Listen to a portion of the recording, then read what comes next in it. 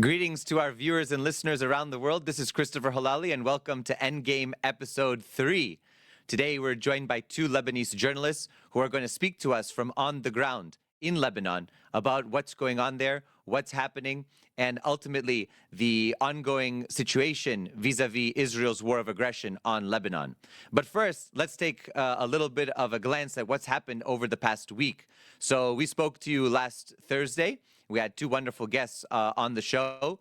And after that, we had the talks in Islamabad between the Islamic Republic of Iran and the United States, mediated by Pakistan. Those talks ended in no agreement, and ultimately, what ended up happening was a breakdown in the overall perspectives of both sides, with Iran accusing the United States of being very much about its position and its position alone, not being flexible, not being diplomatic, and ultimately trying to strong-arm Iran, which had, of course, the military advantage in its asymmetric war and defense against U.S. and American aggression. Likewise, the Americans responded by imposing a blockade. For those who are unaware, a blockade is an act of war under international law. I spoke about this recently on another show that you can check out on the YouTube channel, but we spoke at length about how a blockade it constitutes an act of war and is used when all other diplomatic means fail.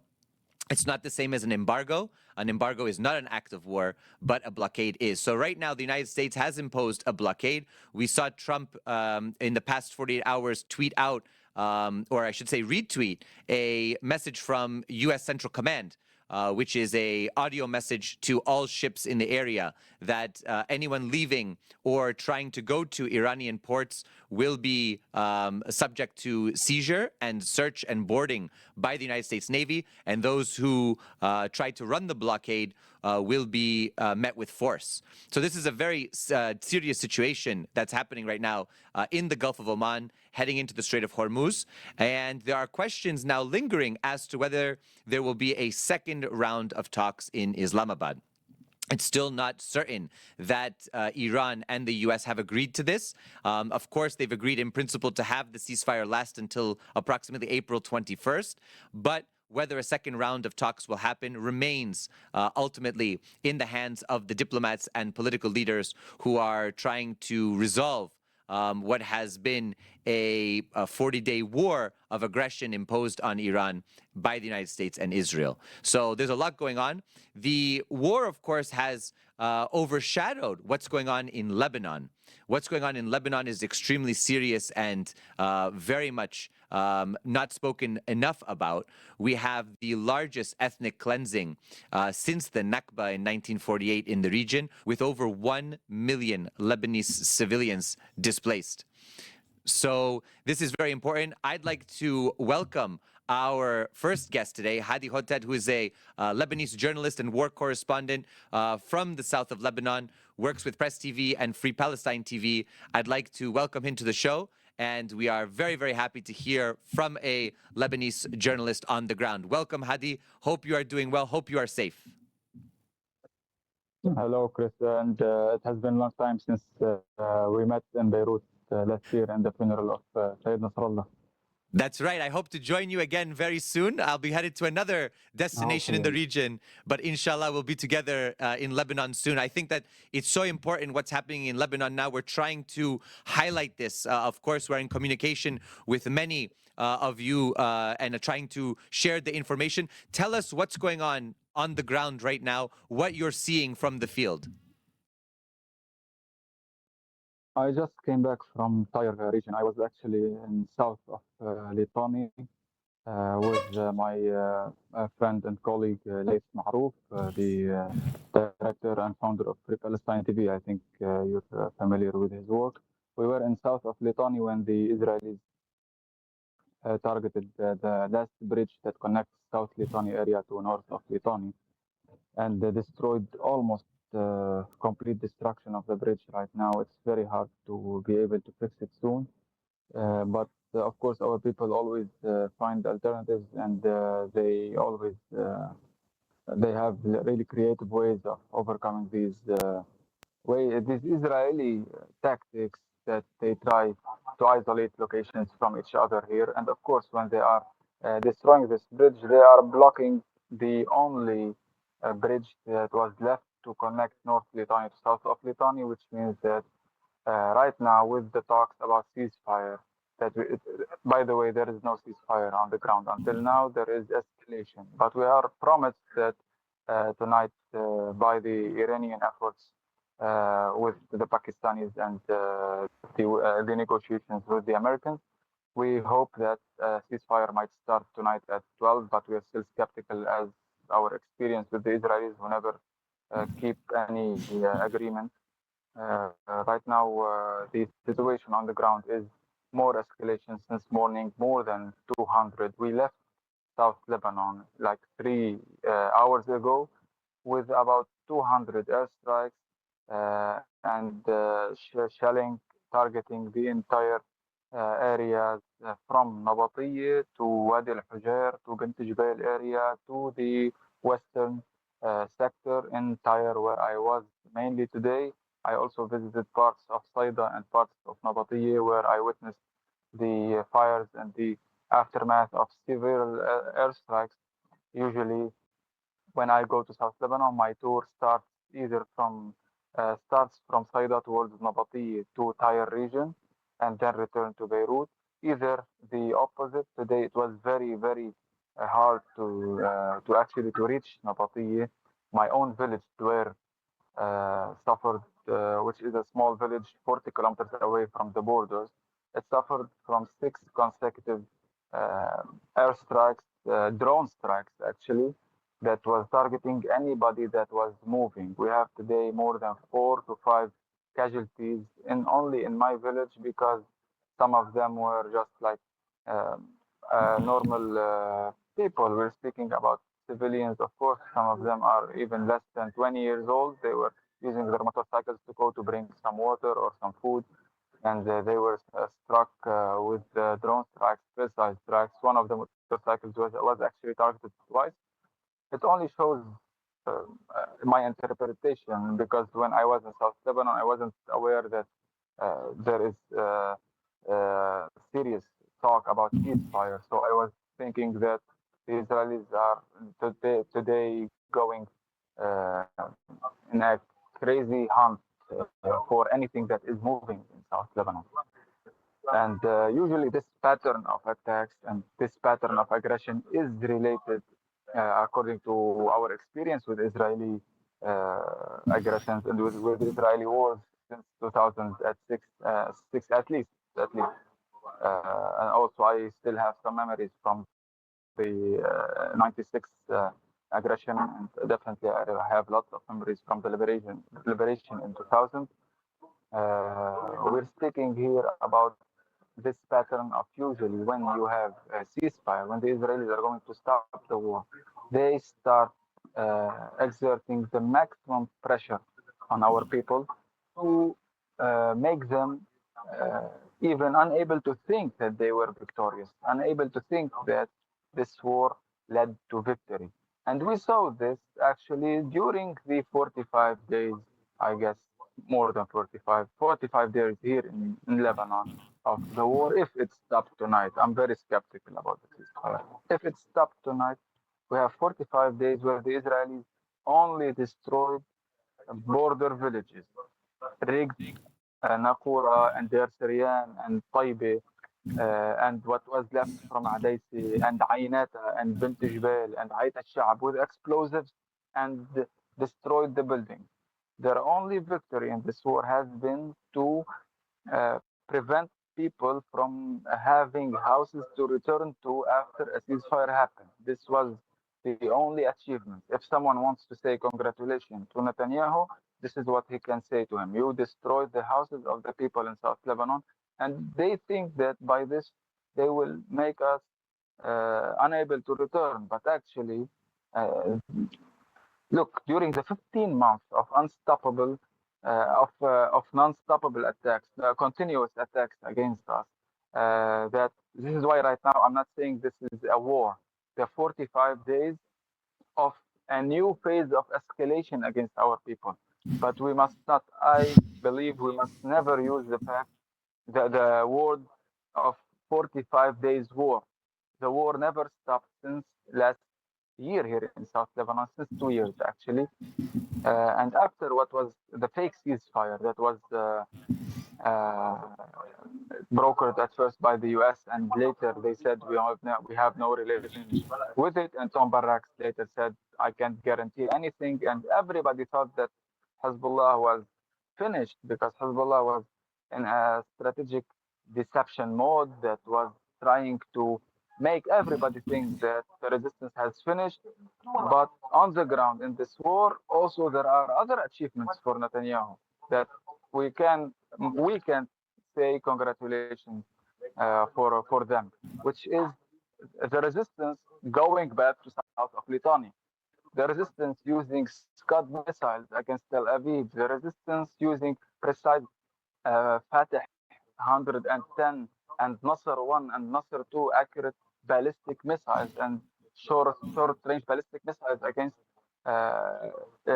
Israel and against locations and bases, military bases in Tel Aviv and in Haifa and in other locations. The resistance introducing the FPV drones now in the attacks, and they were major reason why the Israelis had to stop the war without any achievement on the ground. If they stop it tonight, they stop it without any achievement on the ground related to military achievement.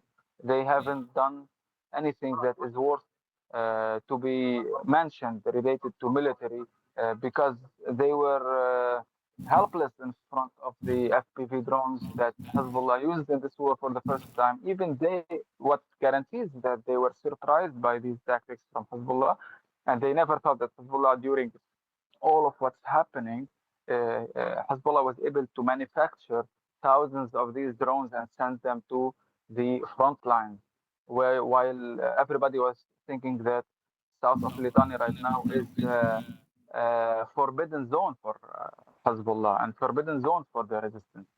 So a major achievement for Netanyahu in this war was sending and bringing Hezbollah back to south of Litani, bringing them back to Khiyam and to Bint Jbeil and to Ainata and to Bayada and to all of these areas where everybody thought that the resistance has left. Right now, this morning, clashes were happening inside Khiyam, and the clashes were happening inside, and mass casualties events for the Israelis happened inside Bint Jbeil, right 2 kilometers away from the borders in the central sector, which is the most. It's the central sector is the peninsula inside the occupied Palestine Hmm. Hmm. geography. It's this is why, for example, during the 45 days war, I was not able to reach Bint Jbeil as a journalist. It's very hard. I reached Khiyam, I reached Tyre, I went to Nabati, but to Bint Jbeil, it's very far from anywhere else. You know, if you want to go there, it's very hard to reach it. Still, the resistance was there, and the resistance was able to continue repelling the invasion and causing uh, damage to the Israelis and telling them no land without cost here in South Lebanon. If you wanna go into an invasion, if you want an invasion here, you have to pay the cost with your blood and your lives. And this was the main reason why the Battle of Bint Jbeil, that Netanyahu wanted it as a power card in the hand of Trump in the negotiations with in Pakistan and with Iran. It was transformed to a power card in the hands of the Iranians. They were saying to Netanyahu, do you want to continue the war? After 45 days, you're still 2 kilometers away. You're still having fights in the first and second towns on directly on the borders. What are you planning to do with your ground invasion? This is why they had to stop this war. Also, Hezbollah in this war, surprisingly, even I was very surprised that they were able to launch an anti-ship missile, ground to sea missile that hit a warship Middle East in the Mediterranean Sea in front of the Lebanese shores. And I'm 100% sure that later, just few weeks later, maybe at most, all the story will be published in the media about that ship that first they denied, then They said it was a British ship. Then the British denied. Then the British declared that one ship had suffered from, I don't know what, maybe another laundry fire or plumbing system failure, and it had to be returned to the UK. So also Hezbollah in this war, again, they used for more than 50 times anti-air missiles, manpads, mainly manpads, which also shows that the entire capabilities of the resistance returned to be active and returned to be effective in the war. And this combined operations, the focusing on goals instead of like just random guerrilla warfare, was able to prove that the resistance still has its command and still able to deliver on its word to the people that they will be fighting and coordinating and conducting this response to this aggression with obvious and with a clear strategy, not only just like random responses. This is, I believe, this is what the Israelis, this is what the Israelis were thinking. They were thinking, and we heard, or we read, we read Hebrew media. They were saying that we might reach Litani River in hours, and later they said like it's a matter of 5 days.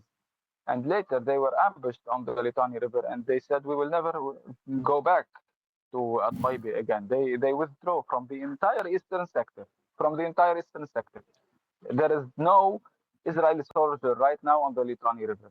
There is no Israeli soldier right now in Wadi Al Hujr. Who is present in these areas are the resistance fighters.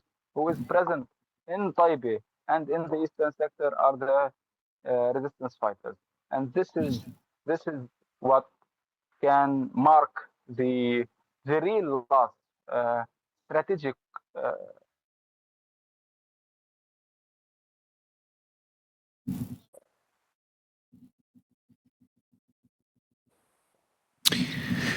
We have some I technical think we difficulties, lost as the all of you connection. know. It's difficult sometimes with the wars that are going on and the technical connections. Of course, we Yeah, have similar issues sometimes with Professor Said Mohammed Marandi. So we're back now. We're back. We have you yeah. back, thankfully. Good, Hopefully, good, yeah. good that you're back. Let me ask you. I want to ask you before we run out of the interview. I want to ask you about what your feelings are and what the feelings are on the ground of these talks that have happened that are very historic and I think shameful for many in Lebanon that have happened in the United States with the Lebanese ambassador and the Israeli ambassador. These are talks at this kind of level we haven't seen since even before, like the early 80s and even before that.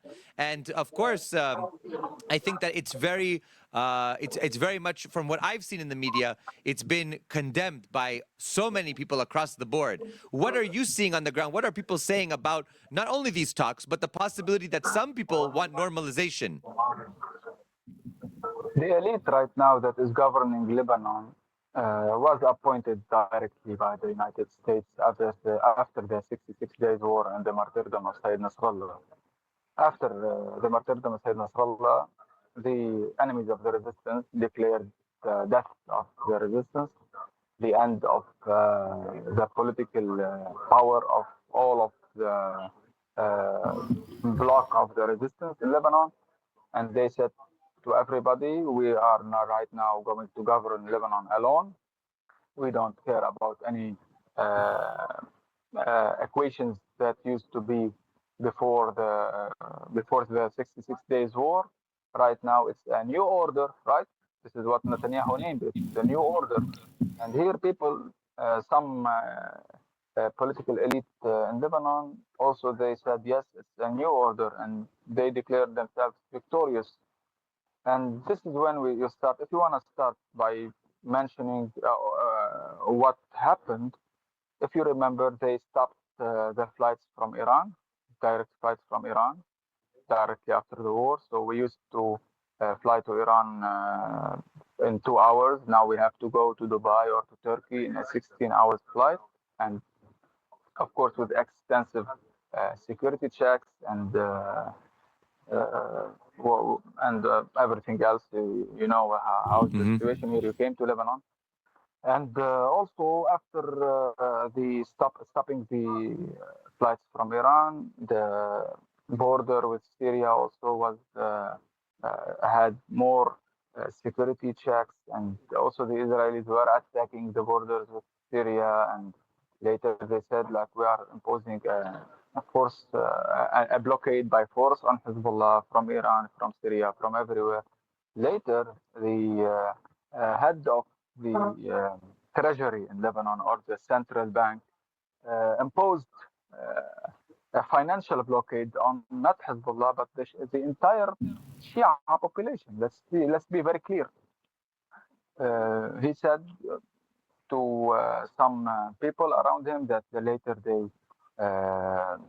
it was revealed to the press here that we want to make the people of South Lebanon unable to rebuild their houses. They must pay. They must pay for their politics. They must pay the price. Karim Said. Karim Said was appointed. He's a Zionist, and he was appointed also by the U.S. as the head of the treasury here in Lebanon. Right now, if you want to send money for me, it's like a 50-50 possibility. I'm not asking you to send me money. If you want to send money to me, it's a 50-50 possibility that I will be blocked. And they told me like, Christopher is sending money to a Shia in Lebanon. Uh, they must revise it. Why you are sending this? What you are doing? But if you are sending it to anyone else, it's gonna be like as smooth uh, as always. They are imposing this blockade on the people here, financial blockade. Later, of course, you saw how they started dealing with the Iranians in Lebanon, the Iranian diplomats, the Iranian ambassador, the relationship with Iran, how, if you remember, our stupid, extremely highly stupid foreign minister or minister of foreign, he is a foreign minister. He's the minister of foreign affairs, but he's the minister of foreigners in our land. He's, even the simplest protocols related to how we should deal with other ambassadors.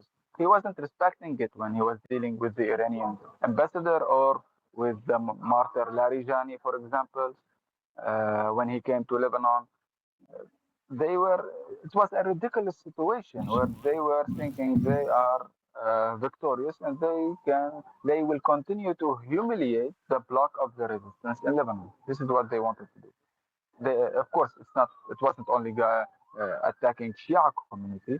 They called the Christians who support the resistance Dhimmiyuns, Dhimmis. It's a word that you can Google it if someone wants to understand uh, the genealogy of this word. It's a word related to how those Christians are slaves or have inferiority complex regarding the Muslims. This is what they are calling the Christians who are supporting the resistance. They were even like and I'm not speaking here about like social media accounts. I'm speaking about, for example, channels like MTV, the main propaganda channel for the Zionists in Lebanon against the resistance. You work in the media field. You know what does it take to approve a report and to air it on the channel like MTV channel. It must go through all the process of all the approvals from the upper, the senior director and the senior producer and everybody.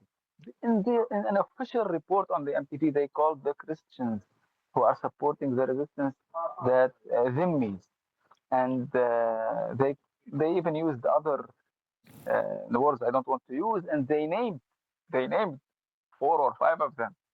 To this extent, they wanted to humiliate everybody who was supporting the resistance. To this extent, they brought Nawaf Salam to the government. Nawaf Salam, who has zero representation among the Sunnis in Lebanon, they brought him to represent the Sunnis. Zero representation. Nawaf Salam is hated by the Sunnis in Lebanon, maybe more than Shia. Now, after the war, I think no, the Shia will hate him more. But he has zero representation, and it was a big problem for the Sunnis here in Lebanon. We have like they have their representatives. They have people here on the ground. They have Saad al-Hariri. They have Najib Miqati. They have people. They are not necessarily those guys are not with the resistance. They are pro Saudi Arabia, but they understand how the situation on the ground is. They understand that some things, if you do it, you will get a civil war. That these things cost something. But when someone has zero representation, all his family is outside Lebanon. He was brought from the, I think, the ICJ, who was the head of it, and he was put assigned here as prime minister, and he started sending,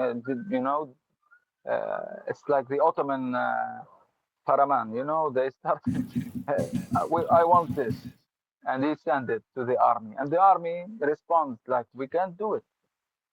For example, you want us to attack or to try to get inside the houses in South Lebanon during the 15 months of ceasefire.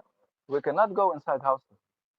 If we go as a Lebanese army inside the house, we will be doing something that will cost us response from the people. The people will not accept it. We cannot go and search for weapons inside the houses of the people in South Lebanon. It can never happen. And he was asking like, why it can never happen? You must do it, because he does not understand how the situation on the ground. He doesn't want to understand. He has nothing to lose. He's a servant for his masters in Washington or in Tel Aviv. I don't know which one. And even the people in Saudi Arabia were not happy uh, with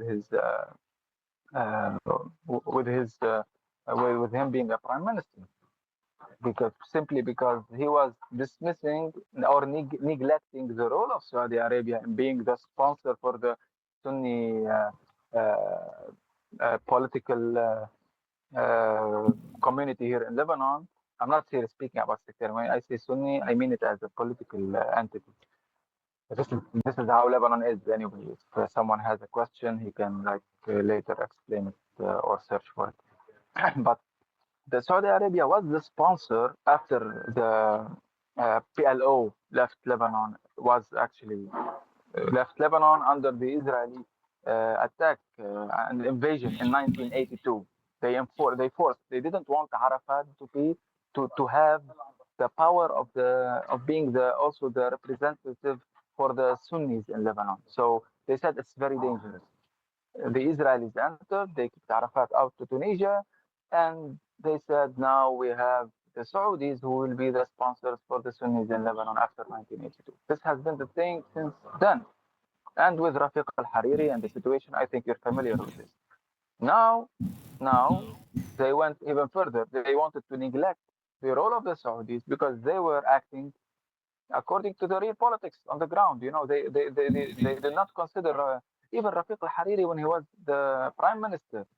He knew that if he wanted to be a successful prime minister, he must not act as an alien to the Lebanese people. He must abide by the situation here and act according to what's happening and to the history of each community here, and what are their main uh, problems and the main issues that they worry about. Like, for example, the people of South Lebanon who always worry about Israel and were only liberated in the year 2000. You cannot neglect the fact that they have an Israeli threat to be invaded at any moment after year 2000. This is what Nawaf Salam right now is doing. He came as the prime minister, and in 1 year he wanted to transform Lebanon from the the I don't want to use metaphoric expressions, but it was Lebanon was a castle for the resistance. He wants now to transform it to a den for the Zionists in Mm-hmm. 1 year. He thinks he's a Superman or something, but he failed. He failed miserably, and the reason why he failed also we can who declared his failure was Netanyahu. Netanyahu in what happened now also decided that Nawaf Salam failed miserably in what he was doing, according to the results of what happened now. I, I think I They think it's hurried. Now I reached to the part to your question, but I had to say this. He rushed to Washington he sent that new ambassador in Washington to meet the Israeli ambassador, only to have this picture and to present it for his masters. Look, I achieved something. I achieved something. You know, it could never happen without me. But on the ground here, he lost the last possible way back to be a prime minister of Lebanon. Right now, if anyone, look, there is a very easy test. You can just challenge him to go on the streets 20 meters outside the Grand Sarai in central Beirut. Let him go 20 meters without bodyguards in the outside the Grand Sarai in Beirut. This is the easiest test to know the popularity of somebody in the authority here. You remember how the Iranians were in the streets during wartime and after the riots. You saw Larijani, you saw Bezeshkian, you saw Arakshi, you saw all of them on the streets among their people after the war. We can use this as a reference for people for responsible for government personnel who have representation, who are not afraid from their people, who can go among their people and they can still be feel safe among their people. Of course, I challenge Nawaf Salam. Right now, when I was coming here to do this interview with you, I'm in a library in Al Hamra Street. Right on the corner under this library, there was a SWAT team for the personal guards of the Sarai. Right now, they feel very threatened that they had to put the SWAT guys with their full gear, to terrorize the people. I saw like women were asking on the streets, women displaced from South Lebanon and from Dahi who are right now taking shelter in Hamra. They were asking themselves, and I heard them like, who are they? What are they doing? Is there anything happening here? Should we change the road? Should we go somewhere else? They are just terrorizing the people here. They think that by this they are achieving something. But the fact here, the result of this war is that this Zionist elite that thought they could govern Lebanon and lead Lebanon to become a Zionist banana republic, they failed miserably, and they will receive the results of their deeds and their acts soon, hopefully, by the people. I think you're absolutely right, Hadi. And I think that one thing that's clear is that the resistance has not died. It's continuing. It's even stronger than many people had expected. Even I was so surprised, not only with what we've seen militarily, but also with these FPVs hitting Merkava tanks. You name it. It's been so amazing to see in terms of the sheer power that the resistance still has. I think most Lebanese are very much against normalization, very much against appeasing or even Definitely. supporting You can any be of this. sure about this. Absolutely. And I look forward. I spent a lot of great days and weeks in Hamra. I look forward to seeing you again there soon, inshallah. We'll be together hopefully in the coming weeks and months. And I want you to take care of yourself, I be hope safe. so. And thank you so much again for joining us tonight. I really appreciate it. Thank you for having me. Well, we are joined by our second guest who's calling us on the road. He's on the line now, Ali Rida Sbeity, who is also a journalist and a war correspondent. And he is very, very well known now, especially, even though he was a very profound journalist before, working for RT as the cameraman. And you'll all know what happened to RT journalist Steve Sweeney. And that video, RT journalist Steve Sweeney was recently on Tucker Carlson and many other shows. A good friend of mine, brother to me and Ali as well. So I'd like to welcome Ali to the program. How are you doing, brother? How's everything going? All's good, all's good. We're just heading back from South Lebanon now. We were in Sur district around the Qasmiya bridge that was targeted today. And the Israeli army threatened also to target the bridge again. So the Lebanese army told us to leave the area to not be in the same situation like before, and the old strike that happened in the Tasmia Bridge, because we were targeted, and they targeted us deliberately on the bridge. So we had to leave now, and especially after the announcement of the ceasefire, that it's gonna start at 12 a.m. So now the Israeli air forces are like going like crazy in South Lebanon. We're hearing reports about airstrikes almost in every village in Lebanon, southern of the Litani River. Is it similar to the bombing that we saw just, I think it was within the past week, where we saw 200 or 160 strikes in 10 minutes, and we had so many deaths in Beirut itself? This level of attack, which is basically trying to go all the way to the deadline to destroy as much as possible so that they can appease Trump and also appease the war faction of the Zionist regime. What are you seeing there? We're seeing in South, like this is, it's like the Israeli army do this every time. Whenever they announce a ceasefire and they started calling that the war is gonna end, they use those last hours to put more pressure on the people. It's part of their psychological warfare. When we've seen that on that, as we call here in Lebanon, the Black Wednesday, when we've seen that the 160 strikes in 10 minutes all over Lebanon, we thought that this is okay. This is the last strikes that Israel is doing, especially targeting civilians before the ceasefires kicks in. So now we're seeing the same, especially in South. For now, luckily, there's no strikes in Beirut.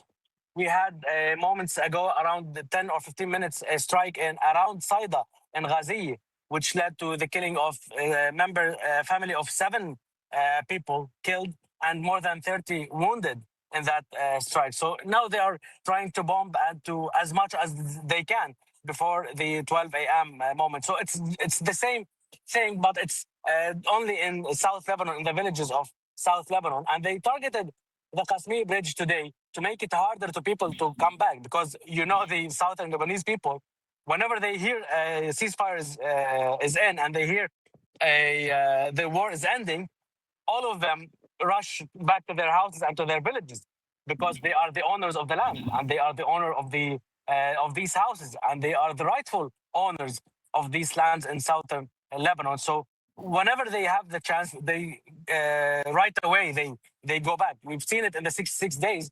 The ceasefire was announced at 4 a.m. At 4 a.m., people were already in their houses. So we're gonna see the same thing now. Now we are parking beside of the road, and I am seeing actually traffic is still going. People are start to go and to move around to South Lebanon. Now we are between Beirut and Saida, and I think you can hear it.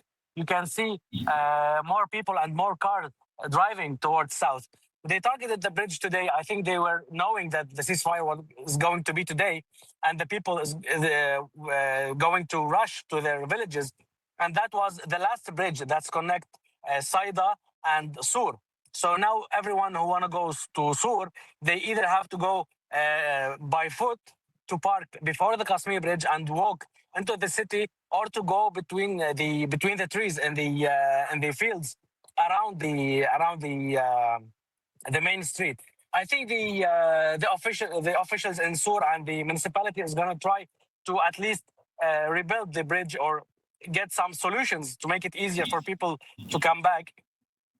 We're going to see in the coming hours, and because till now the Lebanese officials and Amir Berri, the parliament spokesman, just announced that for people to not rush to their villages, because till now we don't know this ceasefire. What's hiding behind this ceasefire? What are the agreements? What are the rules? What they have agreed to? And Hezbollah's official announcement about it, or its official stand for this ceasefire. The media relation a few minutes ago sent a message to the journalists that any ceasefire should include every Lebanese territory and should not allow the Israeli army to attack whenever they want. So I think it's a very volatile and ceasefire. It's a very fragile ceasefire. So we're gonna see in the coming hours or the coming days how much this ceasefire is gonna stand. We heard from Hadi that clearly there was skepticism on his side of whether the ceasefire would even happen, and if it happens, if it will hold. And I think that that's kind of the feeling generally, and it is connected to what happens in Islamabad next. We'll see. The US and Iran are slated for a second round of negotiations. There's been no confirmation officially from the Iranian side that those negotiations will take place, and the ceasefire will end between the United States and Iran approximately April 21st. So it remains to be seen what ends up happening and how Lebanon will be impacted by this. But in your perspective, what's happening on the ground in Lebanon vis-a-vis these talks that have happened in Washington that have been quite historic and quite infamous already? This is the Lebanese ambassador speaking to the Israeli ambassador, first time since the early 80s, if that, and the first high-level and high-profile dialogue between the Israelis and the Lebanese in decades. So what's going on? How are Lebanese seeing this? And is normalization a possibility, as they're saying in Western media, or are Lebanese going to reject it? We say here for every 17th of May there is a 6th of February. So the 17th of May was the agreement between the Lebanese government and the Israeli government back in the 80s, and the 6th of February it was the fighting that killed that agreement. People on the ground are not even taking seriously this negotiation or the what happened in Washington for many reasons. First, because the Lebanese government, they don't have any powerful card to use in Washington, and they actually went there from a weak spot, and they announced it. They publicly said that we are going there to play the victim, and maybe we can get something. This is not how you negotiate with the Americans, not with these, neither with the Zionist regime. You negotiate with this regime, the Zionist regime, in Khiyam and in Mitchell. This is the only way to negotiate with those creatures, because they always target civilians, to target infrastructure, and they have nothing to abide with, no rules, nothing at all. And for us, when you go to them from a weak point, they will use that to put more aggression into Lebanon. We've seen what happened with Gaza. They don't abide with any ceasefire, even when they themselves announce it. So what happened in Washington doesn't have any meaning for the people in Lebanon. They don't see it as a real negotiation. They just criticize it because these are peace talks with the regime that is killing the people, because the announcement of that agreement or the negotiation between Lebanon and the Israeli regime happened just one day after the Black Wednesday, which when we had more than 300 killed and more than 1,200 wounded by those Israeli strikes in Lebanon. So to put your hand in in those bloody hands of the Israeli, that's itself it criticized the Lebanese government for doing so. They didn't respect the Lebanese people. They didn't respect their own sovereignty. They didn't respect the blood of the martyrs and the wounded who were along all this war, and especially in Black Wednesday. So they can do whatever you want, and the people they have all their prayers and all their wishing is only by the Islamic resistance in Lebanon and what they're doing in Khiyam and in Mitchell, because for now it's more than 40 days since the war started, and they have not even they weren't able to occupy Khiyam itself. Today we heard about clashes in Khiyam and in Bint Jbeil, where they were trying to make it as if a great victory when they destroyed the playground, the soccer playground, where Sayyid Nasrallah did his historical speech and said that Israel is like the spider house. It's fragile as a spider house. When they did that, they assured us that what Sayyid Nasrallah said is actually true, and they made it more historical, and they gave it its space more in history, because when the army that claims that it's the greatest army in West Asia and in the region is still going after that speech from more than 20 years ago and still trying to destroy that speech, which means that that speech really hit the target well. And that speech took its place in history, and they now uh, they they uh, they raised it again to the surface. They stupidly raised it again to the surface, especially for the new generation who maybe forgot about the speech or maybe haven't heard enough about the speech. Now they know more. They will ask more. What's the speech? What happened there? And they will know the reality and they will know the truth about the speech in Bint Jbeil. Absolutely. And one of the things, speaking about history, you have made history recently.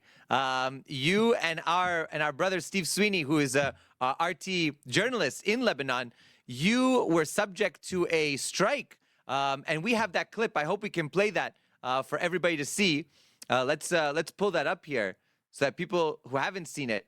So we have Steve speaking on the bridge, and look at this. So the Israelis bomb the location where you and Steve are giving a report next to a Lebanese army base, basically. Yeah. Tell us about what happened. Tell us the background. Tell our viewers who haven't seen it what's going on. Um, Back then, they issued an threat order to the bridges that's linking the northern of the Litani and the southern of the Litani. One day before we went there, they struck it around 9 p.m. In the night. So, of course, to cover that and to cover the impact of that targeting of the bridge, because they were trying to close all the roads into the southern of the Litani. So, of course, we went there to cover it, to see what's going on, to see how the impact on the ground is. So we went there. The Lebanese army were already closing the road to the bridge because it wasn't useful, and no one can use it. Maybe just to cross it by foot. So went there with my friend Steve, and he was doing his report, his thing on the camera, and I was because we are a small team and we keep it like this too because it's easier for us to maneuver during these hard situations. So he was standing there doing his thing on the camera, and I had another camera taking some B-rolls, some footage for the bridge, and I was standing exactly in the impact spot to take more footage for the bridge itself and for the river, for the Litani River. And it was a bit windy there. So he called me to hold the tripod and to make the camera more steady. And I came there to hold it. Since we are out there, we've heard the fighter jets roaring over our heads, but the strikes were happening in Sur and the surrounding area. So we thought this bridge it's already targeted, and we had the green light from the Lebanese army to go there. Unlike what happened today.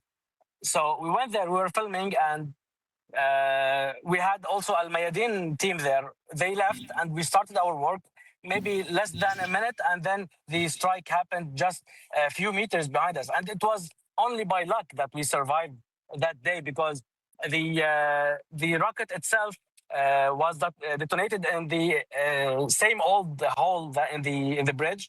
So most of the impact and the pressure from the missile was taken below the bridge, and if it was targeted in the intact part of it, we would have been torn into pieces that day. So it was only by luck that we are there today, and it was a deliberate target because we had our vest jackets clearly mentioning press. We have our phone, and when the drones is overhead, they know every phone belongs to each person because we know the advanced technology that the Israeli army have. And we had also our car that they know very well because we spent more than 1 year, 1 or 2 years in South Lebanon covering the events in South Lebanon, and they know our car, and it's registered with the Lebanese army and with the uniform that this car belongs to this team, and also we have press on it. And they deliberately targeted while we were there. Like they had the chance to do it before we arrive, or after we leave, or even the last night when they targeted it first time and it wasn't completely destroyed. they could have done it again. But even the bridge itself, when they targeted the bridge last night, it was almost destroyed. It was, you can only pass it by foot, walking, no car, nothing could have been able to cross the bridge. So they had no military action, no military goal into targeting it again. But we were very lucky to survive another days to report more on these Israeli crimes. And what happened gave us more commitment to stay more on the ground, to stay more on the field. After the targeting, just by 2 days or 3 days, we were in Khiyam reporting there the clashes there. So this targeting gave us more commitment to stay there, to raise our voices more, and to give more voices to the people here, and to report more their crimes and to share the truth. About the fact that so many people had declared the resistance dead, and that there would be no more resistance. And what we have seen over the past weeks has been the exact opposite. Not only is it not dead, it's more powerful than people had ever expected. FPV drones that we've seen in the Donbass in a special military operation that are used against Merkava tanks. We've seen advanced rockets. We've seen ground-to-air missiles. We've seen ground-to-ship missiles. So tell us about what the resistance has looked like on the ground and how that has changed the perceptions in Lebanon for those who were much more skeptical about the resistance capabilities. The past 1 year and 5 or 6 months, they were very hard on people, because we've seen almost daily breach of the ceasefire by the Israeli army, and we've seen drone strikes attacking cars, families, motorbikes.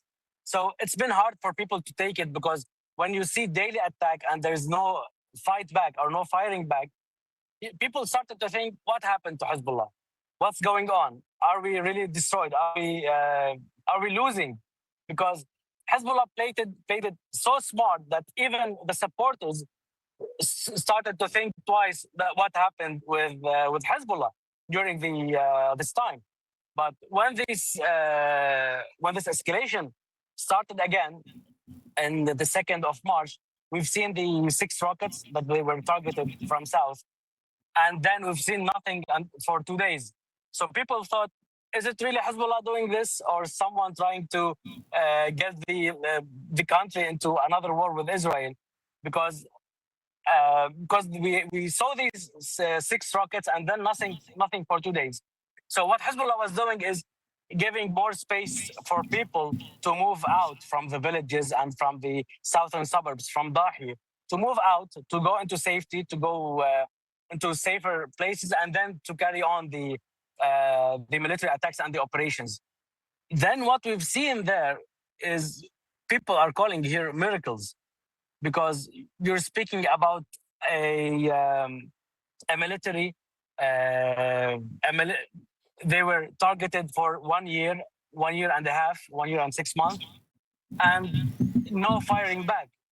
But what we've seen during those days from 2nd of March till now, these are miracles. Till now, they weren't able to occupy Khiyam. Of course, they get in. Of course, they go detonate houses, and this is normal, especially for an army at the size of the Israeli army. But when you're speaking about this army against those Hezbollah fighters, this is no military accomplishment or anything they accomplished that they can brag about. They have done nothing. Even today, they shared a very funny video, or a photo actually, showing hunting guns. An Israeli soldier standing in a like he did a very accomplishment, or accomplished a very great goal. But what we've seen in the picture are hunting guns. So I shared it on Twitter saying that mission accomplished. They got the duck destroying weapons,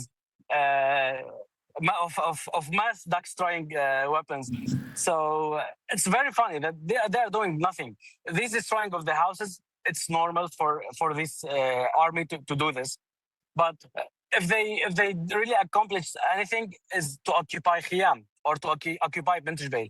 They went to Bint Jbeil, but they faced fierce resistance, and they faced ambush everywhere in Khiyam. They were targeted in where they tried to get from Marun al-Ras.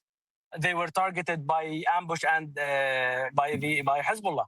Even in Bayada, in every village they try to get in, they are seeing a fierce resistance, and they can't do bases or stay there for long or occupy the whole village.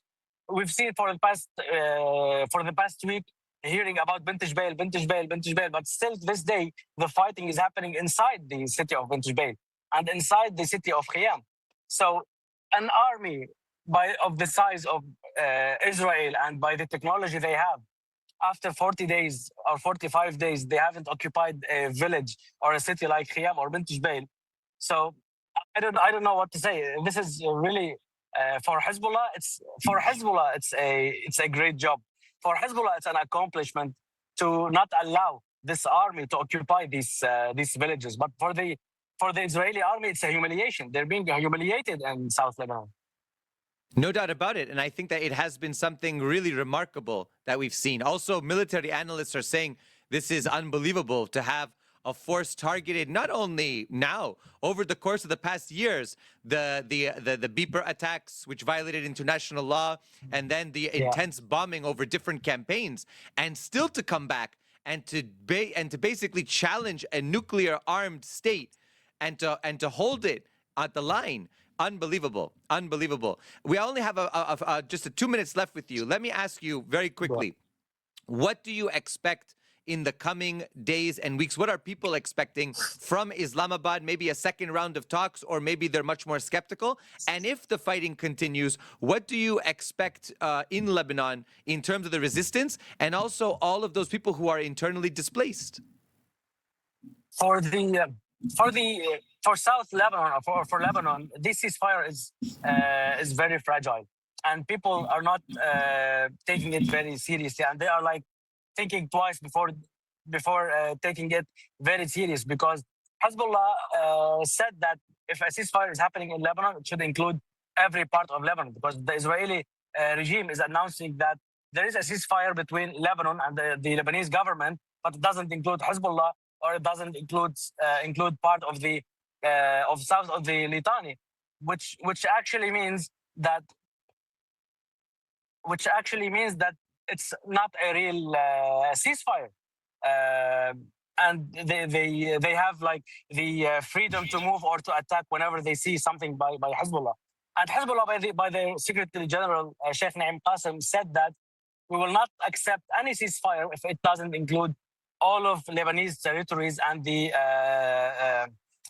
Israeli army leaving South Lebanon. So we have to wait for the coming days to see how Hezbollah will react for this ceasefire. And I think they're gonna wait for Islamabad. Maybe they'll get more information from the Iranian and the American agreements to make a real ceasefire happen in Lebanon, because this one is not very accurate. It's not very good for Lebanon, because people are saying here, if Israel is making agreement with the Lebanese government, there is no fighting between Israel and the government. The fighting is with Hezbollah. And if the government said that it's going for a ceasefire, why is it excluding Hezbollah and the southern villages? So you can't do agreement with a regime you already almost friends with, and you don't have a real fighting with. If the Lebanese army was part of the fight, you can say that the Lebanese government should be part of this negotiation. So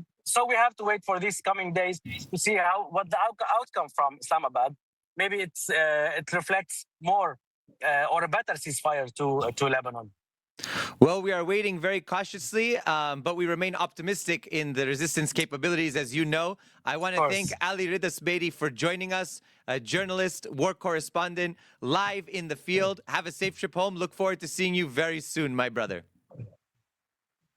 Thank you so much. Thank you so much, Chris. And sorry, I'm in the car, but I was just in the field.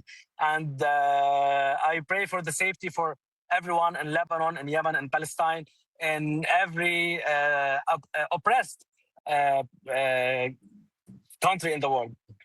Thank you so much, brother. Thank you.